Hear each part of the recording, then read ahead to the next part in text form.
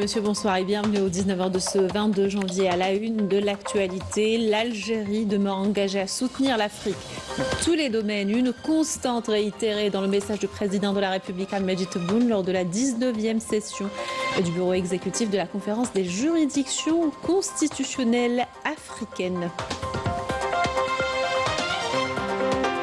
Mandaté par le président de la République, le Premier ministre a présidé à Constantine la cérémonie de remise du prix du président de la République du meilleur exportateur de l'année 2025. Le palmarès au complet dans cette édition. Suite aux dernières intempéries, le ministre de l'Intérieur en visite à Chlef pour s'enquérir de l'étendue des dégâts et surtout de la prise en charge des personnes touchées. Les interventions de la protection civile se poursuivent dans plusieurs régions du pays. Nouvelle dérive de France Télévisions dénoncée par l'agence de presse algérienne. Le service public français fait désormais le jeu de l'extrême droite française. Une posture confirmée dans un numéro de complément d'enquête prévu ce soir. Les détails dans ce journal. Grille de Ramadan, le PTV lance le tournage d'une série humoristique dramatique portée par des comédiens reconnus et d'autres de jeunes talents.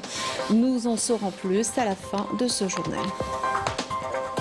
Bienvenue à tous, heureuse de vous retrouver. Je vous le disais en titre, sous le haut patronage du président de la République, Al-Majid Tebboune, ouverture des travaux de la 19e session du bureau exécutif de la conférence des juridictions constitutionnelles africaines au Centre international de conférence à Plateau. C'était ce matin. La cérémonie a été marquée par le message du président de la République aux participants lus par la présidente de la Cour constitutionnelle, Leïla Aslaoui. Le président de la République a salué les efforts déployés par le bureau exécutif de la conférence au service de la justice constitutionnelle et du renforcement de la coopération institutionnelle. Le président a souligné que le choix de l'Algérie pour abriter la conférence des juridictions constitutionnelles africaines revêt une profonde symbolique, traduisant la confiance placée en l'Algérie, ainsi que son engagement à soutenir l'action judiciaire constitutionnelle africaine dans différents domaines. Les travaux se sont déroulés en présence du président de l'Assemblée populaire nationale, Brahim Bourali, plusieurs conseillers du président de la République et des membres du gouvernement, aux côtés de représentants des institutions officielles nationales et des juridictions constitutionnelles africaines. Je vous invite à écouter la présidente de la Cour constitutionnelle, Leïla Aslaoui.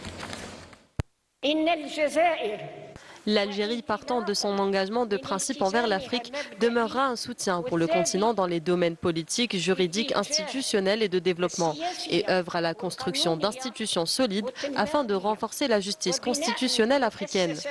Le choix de l'Algérie comme pays hôte du Congrès des juridictions constitutionnelles africaines revêt une profonde portée symbolique et traduit la confiance placée en mon pays, ainsi qu'en son engagement à soutenir et à promouvoir l'action de la justice constitutionnelle africaine.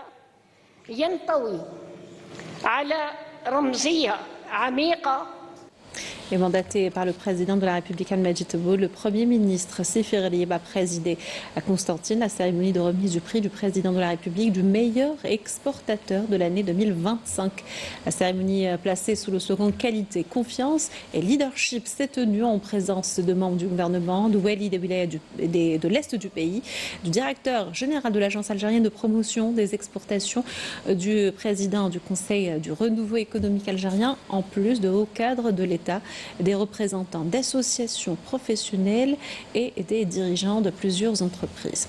Le prix du meilleur exportateur de produits agricoles est revenu à l'entreprise Haddoud Salim, qui est active dans les dattes, alors que la Sonelgaz a obtenu le prix du meilleur exportateur dans la catégorie des services. Pour ce qui est de la production pharmaceutique, le prix du meilleur exportateur a été attribué à Novo Nordisk. La Sarl Sobco de Palmarie, elle, a décroché le prix du meilleur exportateur dans les industries alimentaires. Et enfin, c'est l'entreprise Abbas Turki Saoud qui a obtenu le prix du meilleur exportateur jeune. Et à l'occasion, le ministre du Commerce extérieur et de la promotion des exportations a affirmé que cette cérémonie est une valeur ajoutée aux efforts nationaux visant à encourager nos entreprises nationales, les PME notamment, à améliorer leur compétitivité. Je vous propose de l'écouter. Cette distinction s'inscrit dans le cadre de la valorisation des efforts déployés par l'État algérien pour accompagner et soutenir les exportateurs, ainsi que pour honorer les opérateurs économiques actifs dans le domaine de l'exportation en reconnaissance de leurs efforts et de leur contribution effective à la transformation structurelle de l'économie nationale, ainsi qu'à la transition d'un modèle économique rentier vers une économie productive et ouverte sur les marchés extérieurs. Le prix du président de la République du meilleur exportateur ne constitue pas une simple distinction honorifique. Il porte un message fort de reconnaissance et d'estime à l'adresse de tout opérateur économique convaincu que l'exportation hors hydrocarbures représente le véritable pari de l'avenir et un levier stratégique pour le développement durable de l'économie nationale.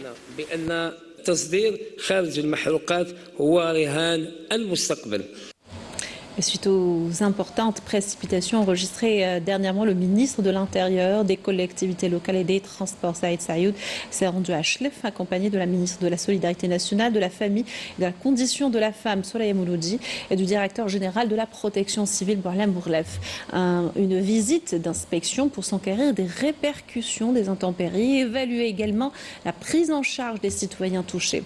Le ministre a notamment présenté ses condoléances à la famille de la victime de ces intempéries, une petite fille décédée dans la commune de Zebouja.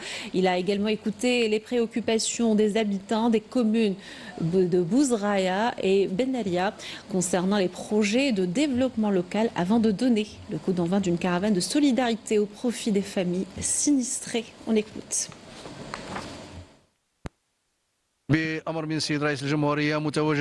Sur instruction du président de la République, nous sommes présents à Chlef pour inspecter les conséquences des récentes intempéries ayant touché la wilaya.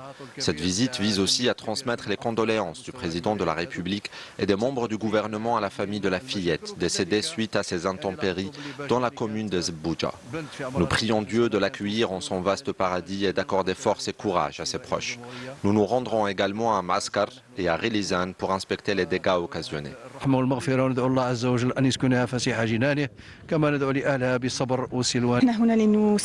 Nous sommes ici pour soutenir les habitants de la zone sinistrée ainsi que les citoyens touchés par ces intempéries.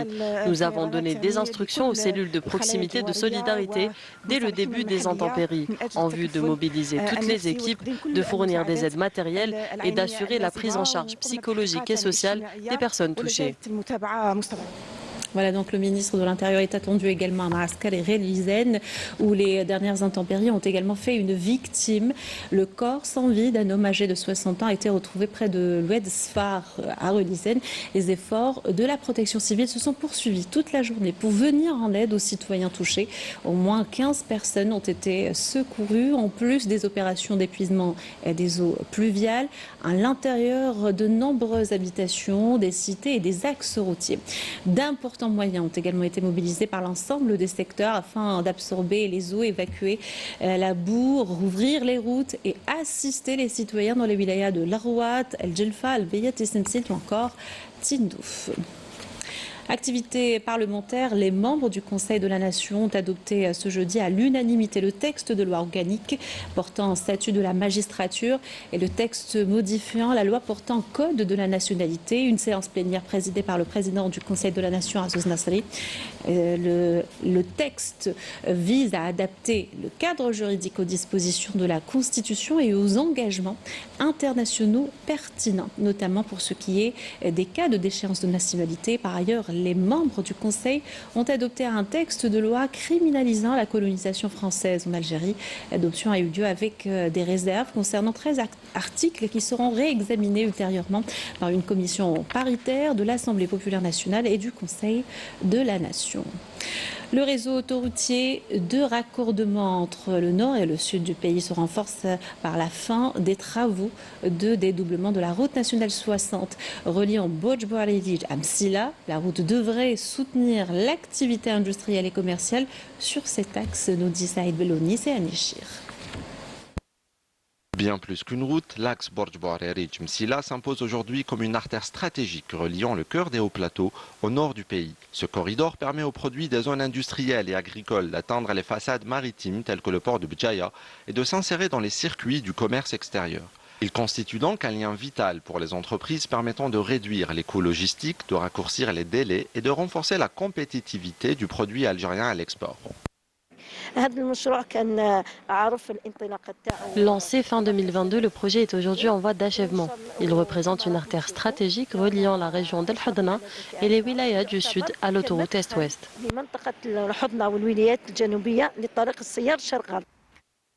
Mais au-delà de son rôle économique, l'enjeu est aussi humain. Modernisation de la chaussée, amélioration de la fluidité, sécurité renforcée et donc gain de temps, une meilleure accessibilité, une réduction sensible des accidents de la route. Cet axe améliore le quotidien des citoyens en plus de stimuler l'investissement local. C'est une très bonne chose. Ce nouvel axe permet un gain de temps considérable et une fois que le tronçon de Hammam Dal'a sera ouvert, la circulation sera encore meilleure. Le trajet qui durait 5 heures nous prend actuellement 3 heures. Moins d'embouteillages et beaucoup moins d'accidents, c'est une très bonne chose. Ça nous fait gagner du temps. Il nous était très difficile d'aller à Bouira. On devait faire de grands détours par la montagne alors que maintenant, c'est beaucoup plus facile. Long de 31 km, le tronçon est crucial pour la connectivité régionale, servant d'axe principal vers le sud et de lien avec l'autoroute Est-Ouest. Il contribue grandement à l'amélioration de l'attractivité économique de la région. On va parler de protection des consommateurs, notamment des arnaques sur Internet. Les transactions via la toile ont explosé, avec elles le volume des fraudes. En plus des services de sécurité compétents, le travail associatif aide considérablement à lutter contre ce phénomène. Le cas de l'association El Amen, comme vous allez le voir dans ce reportage de Amel Messaïd. Acheter sur Internet comporte des risques et peut parfois entraîner des pertes d'argent. Les associations de protection des consommateurs se posent en véritable porte-voix pour accompagner et défendre les citoyens victimes de pratiques frauduleuses, comme c'est le cas de l'association Al-Amen. L'association, c'est des bénévoles qui sont là pour assister les consommateurs quand les choses se font dans les règles de l'art. On est là pour porter la réclamation là où il faut.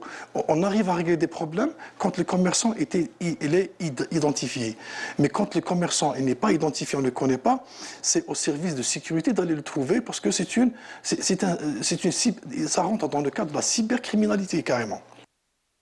Pour gagner en efficacité, l'association Al-Amen s'est dotée d'une plateforme numérique, un support qui permet aux consommateurs de signaler les abus dont ils s'estiment victimes.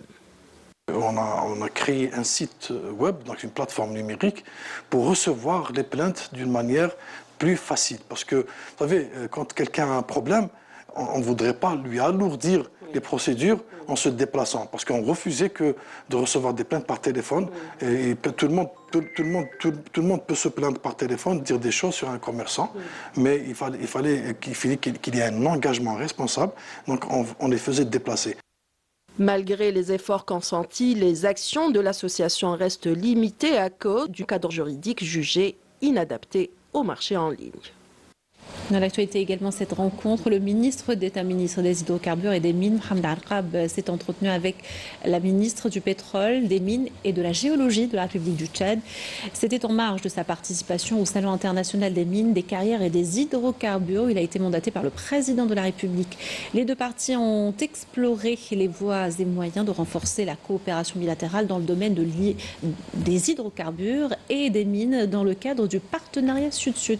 Et à l'occasion, les deux ministres ont supervisé la signature d'un accord de coopération pour la formation dans le domaine des hydrocarbures visant à bénéficier de l'expertise algérienne leader de façon à soutenir les efforts de développement au Tchad.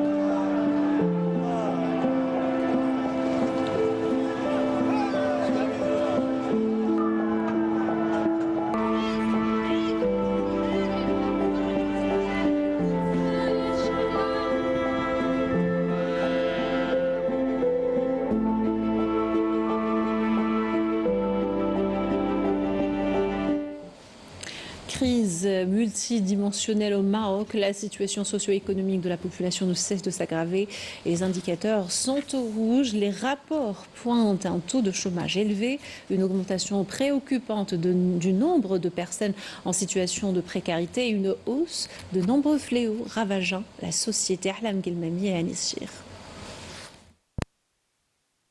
Des statistiques qui reflètent la réalité des crises sociales et économiques profondes vécues par le citoyen marocain.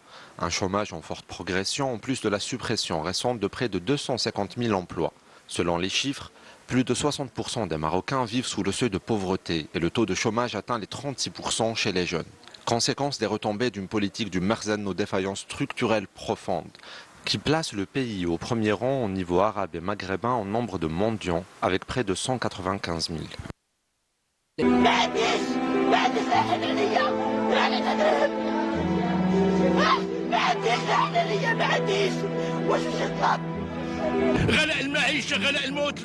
La vie est chère, la nourriture est chère, l'État devrait apporter des aides aux pauvres, aux nécessiteux, aux veuves et à toutes les personnes dans le besoin. Même les retraités souffrent de cette réalité. Alors que le peuple marocain souffre de cette crise multidimensionnelle, le Merzen s'emploie à redorer son image à l'étranger en dépensant des milliards dans des projets qui ne profitent pas aux citoyens marocains. Les principaux concernés dénoncent des promesses mensongères et l'ampleur du fossé social qu'engendrent de tels projets. La réalité vécue par le citoyen est pourtant catastrophique, en particulier dans les zones rurales et isolées, où les infrastructures et les services vitaux manquent cruellement. Nous n'avons que de l'eau et du pain à manger. La route est trop étroite, on doit tout faire à pied. Regardez toute cette eau, le toit menace de s'effondrer sur nos têtes. Nous souffrons atrocement, nos plaintes n'y ont rien fait. Une réalité que le Merzen tente de masquer en vain. Les bombardements se poursuivent à Rasda malgré la trêve en vigueur. Des frappes sionistes ont tué 11 Palestiniens et blessé 6 autres. 3 des victimes étaient des journalistes assassinés dans l'attaque de leur véhicule dans la ville d'Az-Zahra, au centre de l'enclave. Par ailleurs, les Palestiniens déplacés et réfugiés pour la plupart dans des tentes de fortune tentent de survivre dans des conditions extrêmement difficiles. Et le embargo sur les aides humanitaires toujours maintenu.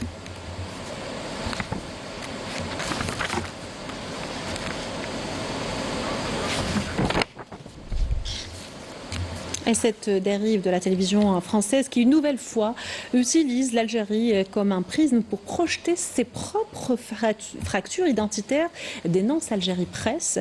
Le service public audiovisuel français s'apprête à diffuser un nouveau numéro de complément d'enquête intitulé « Rumeurs et coups tordus, la guerre secrète France-Algérie ».